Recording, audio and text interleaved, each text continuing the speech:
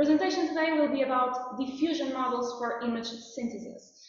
So during this presentation, I'm going to start by introducing deep generative models and talking a little bit about the models that existed before diffusion models, and in specific, generative adversarial networks, variational autoencoders, and normalizing flows. And then we'll go on to discover about the diffusion models. So, deep generative models are a type of unsupervised learning model that models the probability distribution of data.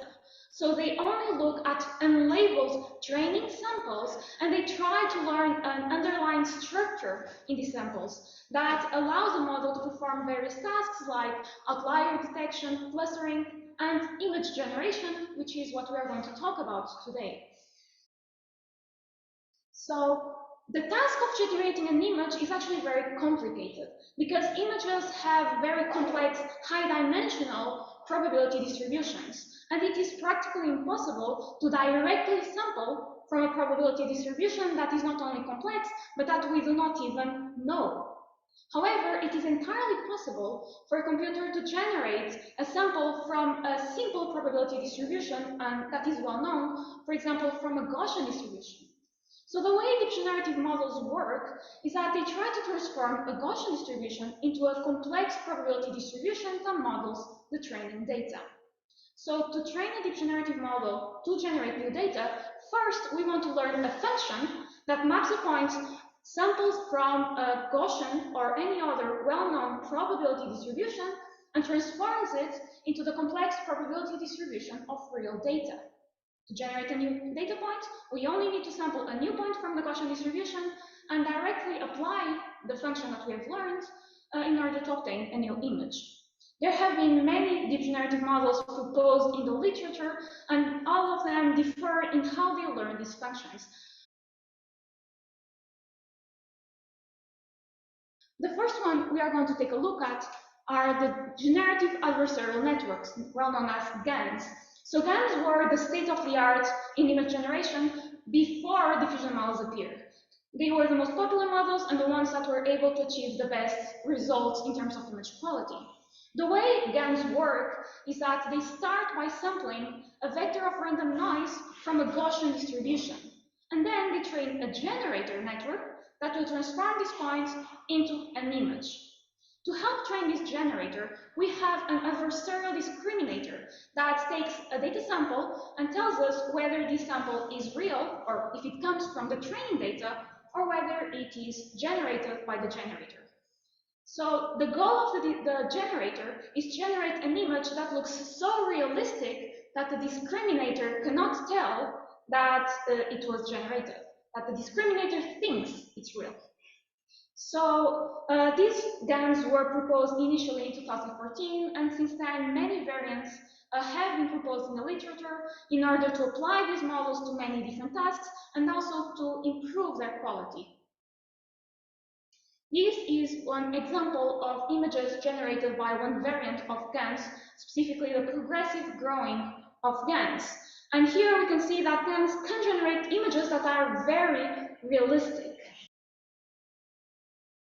However, GANs are actually quite difficult to train and specifically stabilize. It's very difficult because of this adversarial game between the generator and discriminator with opposite objectives. It's very difficult to converge during the GANs training. And usually GANs can lead to problems like mode collapse, where the generator finds one sample that is good at tricking the discriminator and only generates images that are very close or very similar to that sample. So there's a lack of diversity in the outputs of the GAN. And GANs also, the images generated by GANs can also be very similar to the training data when the generator overfits the data. So the second model we are going to look at are the variational autoencoders. So variational autoencoders start with an image and use an encoder to transform it into a Gaussian distribution. And then we have a decoder that transforms points sampled from a Gaussian distribution into the original image. So the variation autoencoder is trained to reconstruct the original image. So variation autoencoders have also been around for a long time, just like GANs. They've been around since 2013, and there have also been very many variants in the literature that produced highly realistic results, like it is the case of the vector quantized variation autoencoder. Nonetheless, when compared with GANs, variation autoencoders have never been able to surpass GANs in regards to image quality. So the third model that we are going to look at is the normalizing flows. So normalizing flows, just like variation autoencoders, have this encoder-decoder structure. The difference is that the encoder applies invertible transformations to the original data in order to transform it into a Gaussian distribution, and the decoder applies the inverse transformations of the encoder in order to transform that point back into the original data space. So the normalizing flows got a bit of attention from the scientific literature because they achieve a task that is actually very difficult, which is being able to predict or to estimate the likelihood of the training data exactly. This is a task that no other model has ever been able to do. And these are some of the images that normalizing flows are capable of generating. However, the normalizing flows never really took off the same way that diffusion models have. They have never become quite popular because these models are very difficult to implement. First of all, when we are designing a normalizing flow, we need to take into consideration that the encoder must apply invertible transformations. And that restricts a lot the family of models that we can use to implement a normalizing flow. And depending on the architecture, the normalizing flow may not be able to model the probability distribution. It may not have enough expressive power. And not only that, but when compared with GANs and variation autoencoders, normalizing flows are more computationally expensive and they require more GPU power. So now that we have taken a look at the literature, let's talk about diffusion models. So the basic concept of diffusion is that we start with an image, and then we are going to add a little bit of Gaussian noise to that image. And then we add just a bit more and more and more. If we do this process over a lot of time steps, over, for example, 1,000 time steps, the image will eventually become just pure Gaussian noise. This is what we call the forward diffusion process, where we destroy the structure of the data. The goal of a diffusion model is to learn to reverse this process. So we start with an image that is pure noise, and the diffusion model learns to extract noise from an image step by step until we have a realistic image. So the diffusion model usually takes the architecture of a UNet, although it can take any architecture we want to implement, but usually the most popular diffusion models use UNet. So the UNet is an autoencoder model that reduces the dimensionality of the data and then increases it again, and it was originally proposed for segmentation. Okay, so how the diffusion model is trained is that it takes a sample of a corrupted image that we take at some point from the forward diffusion process. So we go to a certain time step, we have an image that is full of noise, and we give it as input to the diffusion model along with the time step. And the diffusion model predicts the noise that was added to the original image in order to achieve that image. And through this process, we can remove a fraction of this noise from the original or from the input image to denoise that image and have the next time step of denoising. The way diffusion models is trained is actually quite simple. We know what is the noise that we added to the original image in order to obtain our input image.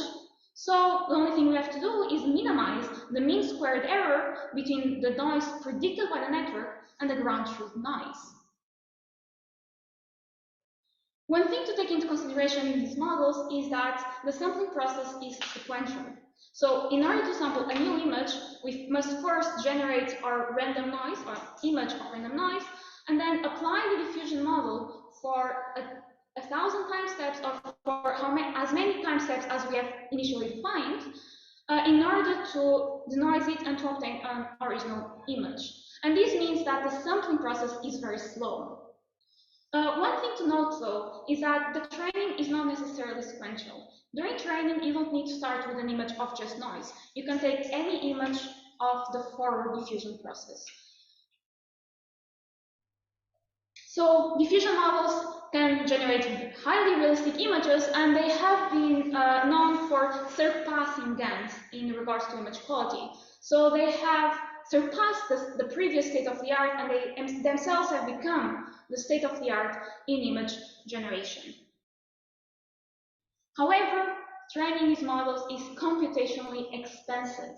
So not only do we have to train a diffusion model for all the samples we have in our data, but we also have to train for each sample for all the time steps that we are defining. If we find that we need 1,000 steps to put noise into the image, we need to train the model for 1,000 steps for each training sample. So training can take a lot of GPU's days, for example, from 150 to 1,000 days on a V100 GPU. And sampling as well, as I told you, sampling is quite slow, and it can take up to 5 days on an 800 GPU, which has even more power.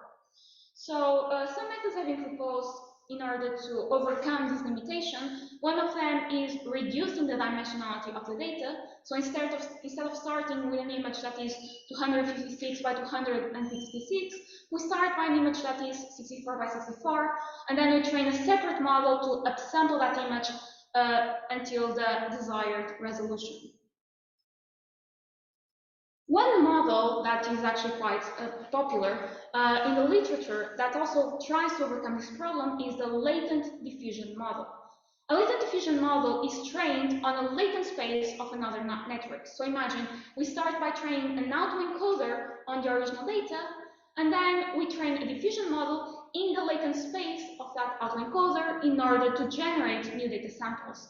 And latent diffusion models, because they work on a latent space with a lower resolution, are much more efficient than the typical diffusion model, and they are still able to generate images that are very realistic.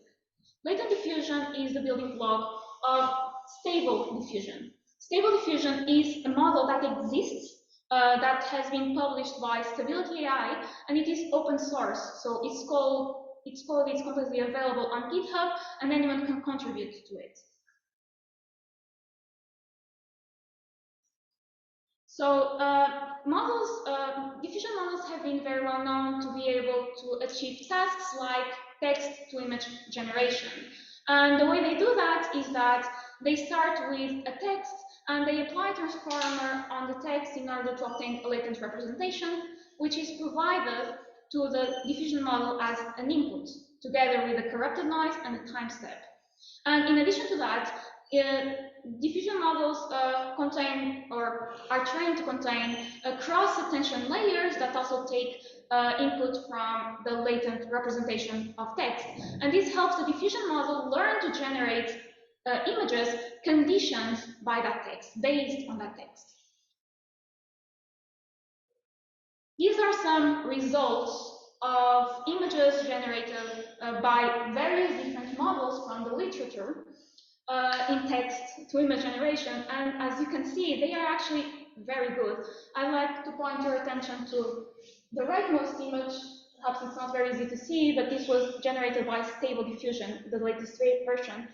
And it's actually quite realistic, even though you might not be able to see it very well in here. In the same way that we can generate text from images, we can also generate images from images exactly the same ways. So instead of having a transformer that to obtain a latent representation of text, we have an image encoder to obtain a latent representation of an image, and the network is trained the exact way. And here are some results of images generated based or conditioned by another image. So first of all, we have a semantic segmentation map that maps concepts like the sky in red, the water in green, and here are some samples that were generated based on that semantic map. And one thing I like to point out here, look at how different all these images are, even though they were conditioned by the same image. This means that stable or diffusion models, this was produced by Stable Diffusion Model, by the way, but diffusion models are capable of obtaining very high diversity in their outputs, unlike GANs and variational encoders. So to conclude this presentation, so here we have taken a look at diffusion models that learn to denoise an image starting from noise up until we have a realistic image. And diffusion models, we have seen that they are actually quite computationally expensive to train. Even latent diffusions are still expensive to train, even though they are much more efficient than the standard diffusion models.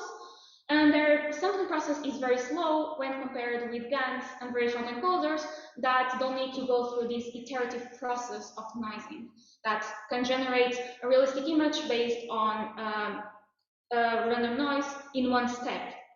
But diffusion models have completely surpassed the state and have become actually the state of the art in image generation. They are capable of generating images with higher quality and higher diversity than the previous state of the art, which was GANs. And their training process is much more stable. So that is all. Thank you very much.